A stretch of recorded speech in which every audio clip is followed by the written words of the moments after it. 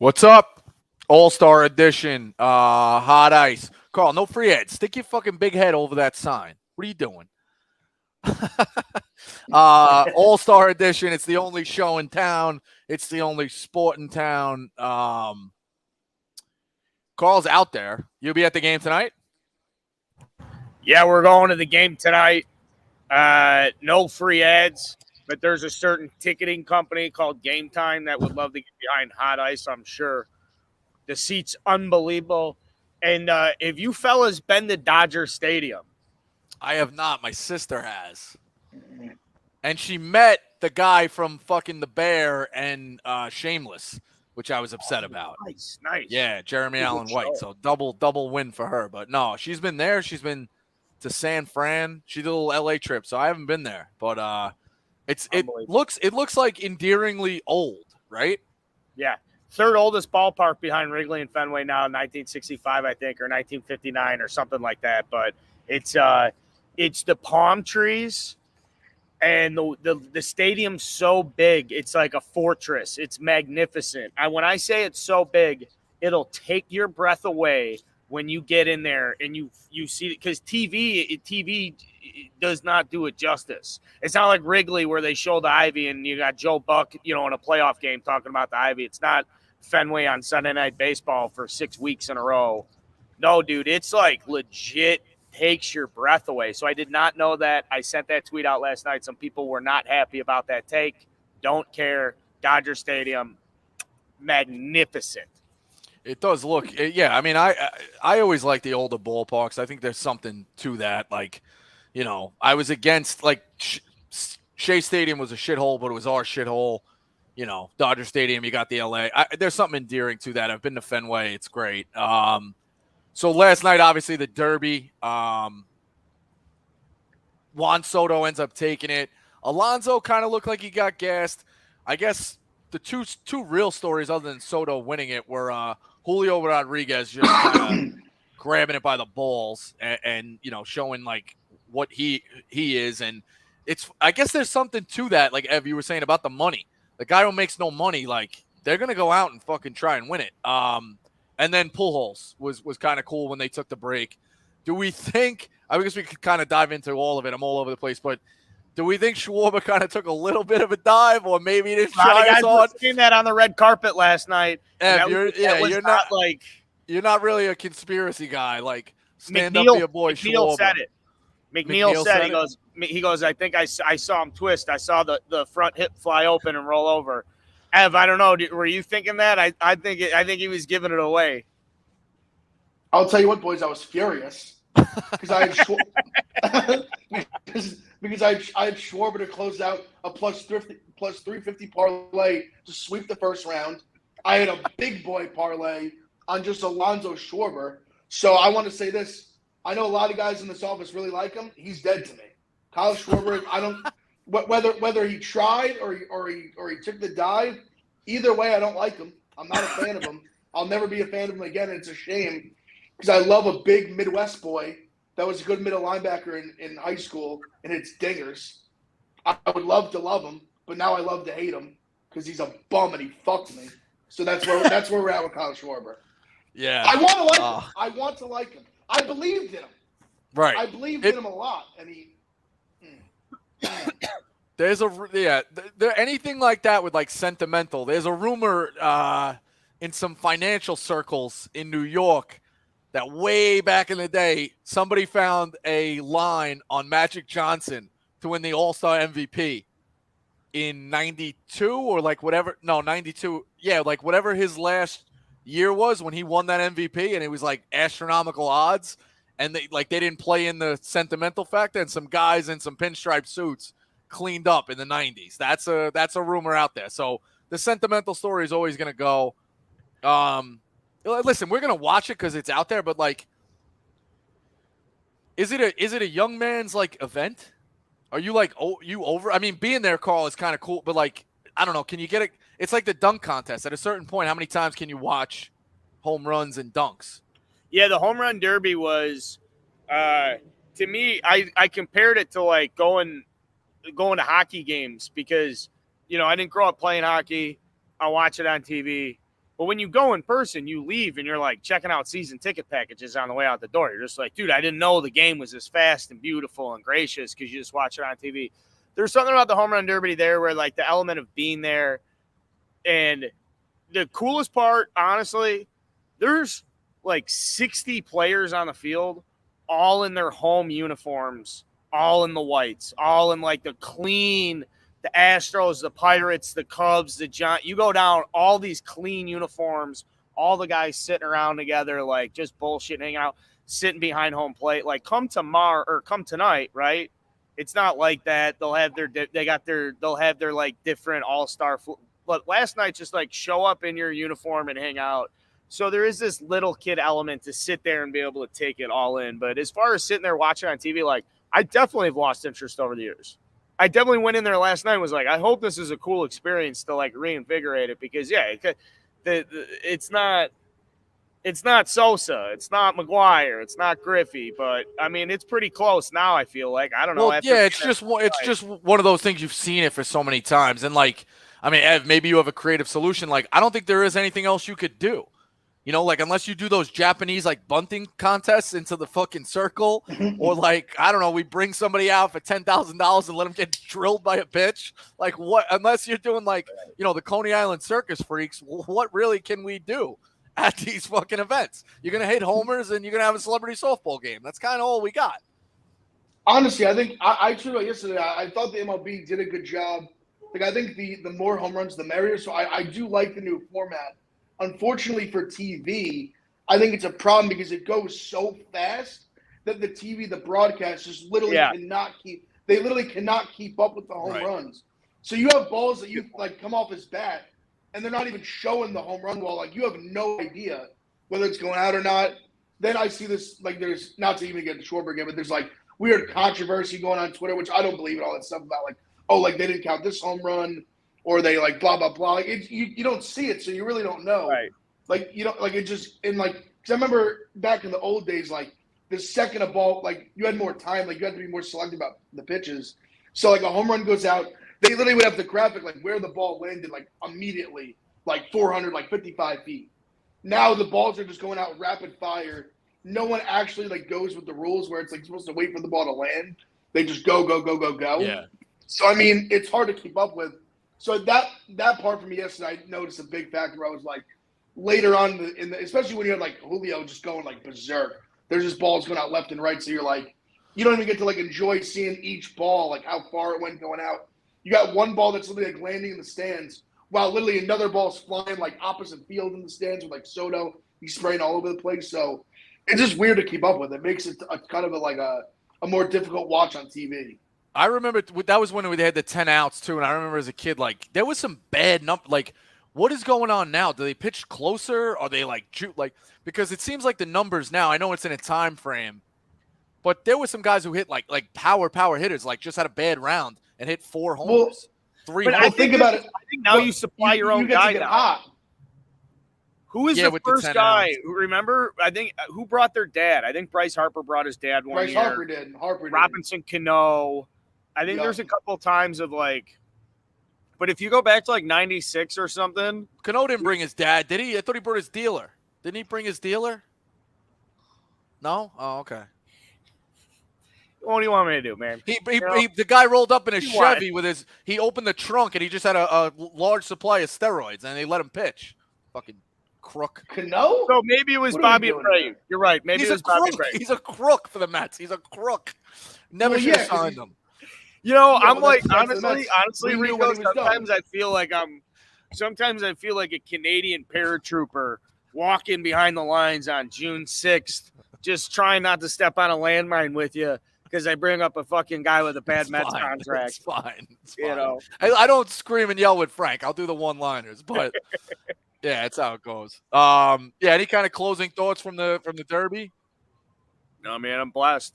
Yeah, very blessed to be able to go see that thing. And oh, you know what? I got a story. I'll put this one out here. We're gonna tell this story on the podcast. I'm gonna put this story out here to our guys right now. A foul ball came over to our section last night, and there's the 4 guys from Starting 9 here sitting together: Jake Arrieta, Cooper Arrieta, myself, and Colin Cooper, the producer. And Colin Cooper comes up with the ball. Okay? The balls are autographed by the guys that are hitting. So, no when all those balls, Julio Rodriguez last night, all signed in the sweet spot. Julio fucking Rodriguez, stamped all-star game, home run derby, or whatever. So, Colin Cooper gets the ball, 28-year-old Barstool producer, works on lowering the bar for people that are trying to, put a name to a face or whatever. And instantly, Cooper Arrieta sitting there with the glove, right? And instantly, I'm like, yo, Cooper, I told you we'd get you a ball. And Cooper's like, I don't want the ball, man. I didn't catch it. I like that. All right. So we're like, yeah, we like it. And then Jake's like, Cooper, take the ball. And he's like, yeah, okay. And Colin's like, oh, wait a second. This thing's autographed? He's like, hey, sorry. I'm keeping this thing. I knew you were 10 going to years say old. that. He's 10. Colin walked around the ball all night. It's a tough look. Let me play a little devil's advocate for my guy Colin Cooper. Diehard Mets fan. I'm sure he's sitting there thinking, Cooper Arrieta, your father's Jake Arrieta. You got some memorabilia lying around. What does Colin Cooper have? I'm gonna play just because I'm a big good friend of Colin Cooper. Yep. Tough to defend, keeping the ball away from a child. I'm gonna play a little devil's. Somebody's got to play devil's advocate for him. It'll be me. I'm gonna say, listen, Jake. I'm sure you can get a couple balls from somebody. This guy's this is his only ball ever. He's 28. He's still been waiting for that ball when he was 10. He didn't get one when he was 10. He didn't get one when he was 20. 28, it fell in his lap. He's keeping it. You know what I always laughed at too was those kids in the outfield. If they're not when they catch those balls, if they're not putting them in their pockets or down their fucking they should have some kind of contraption to be taking the ones they want. If those kids are savvy. I feel like they must give them a ball signed by everybody, so they're not, because kids will be doing that left and right. Yeah, it makes sense. So that's actually fucking hysterical. The game tonight, markets are short. You got guys playing 2 innings, so we'll dive kind of right into it and just kind of whip it around to close it out. You got Kershaw and McClanahan starting. I'm gonna go with no runs in the first inning. Or first inning runs under half. I'm going to go minus 127. I can see some strikeouts. I think it takes a little while to get going. They're probably out on the town. It's LA.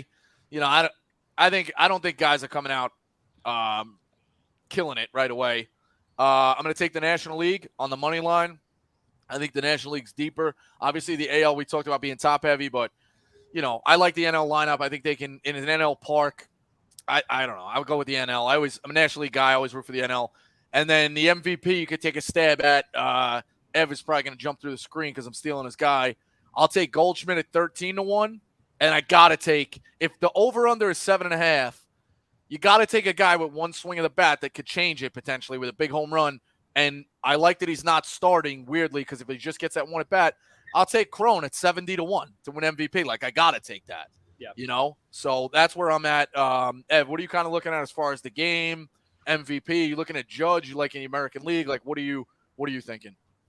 Well, obviously, it's a similar mindset to you. I'm an AL guy, so I'm always going to take the AL. It's always funny because I feel like every year, obviously it's not a big favorite. The NL, I feel like it's always slightly favored, and the AL just kind of usually wins. Yep. It just happens that way. Also, I don't know if you guys caught this very strange comment. I don't know if he was just breaking balls, but it seemed to me they took it serious. That Dusty Baker said he had never seen McClanahan pitch before. Did you guys catch that? You can't say that. You can't, because they were basically, because it was pretty much a no-brainer. The guy's been unreal. He has a 1.6 or 1.7 ERA. Obviously he should start. And Dusty was like, I don't know, I've never seen a pitch before. But I guess he is getting the nod. Yeah. But I'm going with the AL. So on AL, I went AL over 3.5 runs. I do like to play the no runs first inning. I don't hate that at all. So for MVPs, I try to take one on each side just to take a long shot. Because I think a lot of times, unless someone hits a home run early and it kind of stays that way, someone that does something late can kind of steal an MVP. So the two that I like that were real long shot odds, one on each side, I mean, he's already having a weekend or a week. I Julio knew what he was Rodriguez, going to do. I knew he was going to take him. 45 to 1. I mean, why not? Right. Why not take a stab on the guy? Right. And he's swinging not a hot right stick? now. And then the one on the other side that I kind of one of those where I do the same thing when I go up to a lotto ticket machine where whichever one my eyes go to, I kind of just land on it. The one I landed on the NL was Jeff McNeil. I don't know why, but I could see him coming up. He's 40 to 1. I could see him come up with a clutch like. Yeah, I could see. No, well, for he me, has I was to go more 3 thinking for like 3. He's got to go 3 for 3 with a double and score 2 runs. I was thinking more like a big crucial 2 RBI double at the end of the game. Like He's I said, a I hit bet guy. He's a big hit guy. I bet on the AL, so I'm rooting for the AL to win. But if the NL wins, that was the one that's done. I was like, fuck it, I'll put a little flyer on McNeil 40 to 1. Why not?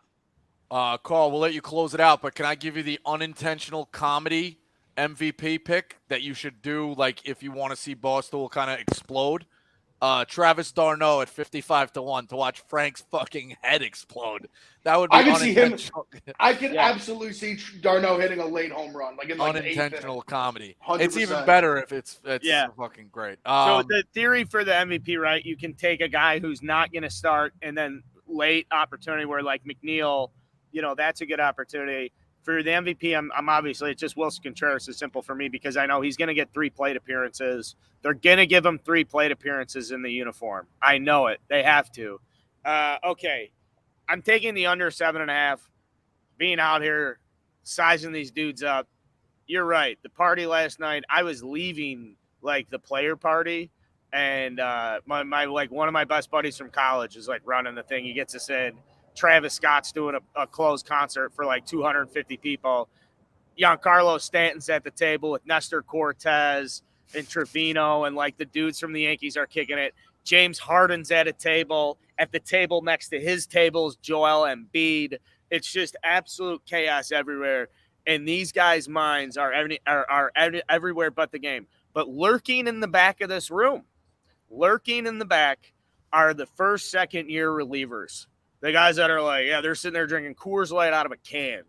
They're not in the middle of this shit, dude.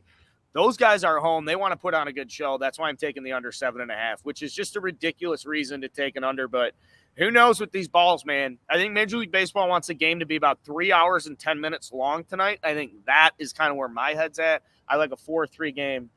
Environment's electric. I'm like I said, I'm lucky. Rico, I've texted this before. Like, we're just like, every now and then you got to stop and be like, dude, man, like, what are we doing? We're very lucky.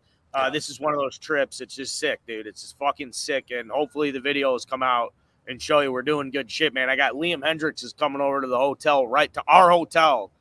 I'm going to ask this dude, like, yo, tonight, like, are you pumped to not play for Tony La Russa for a game? Oh, this guy's going to kill me. We're pumped tonight. We're pumped, man.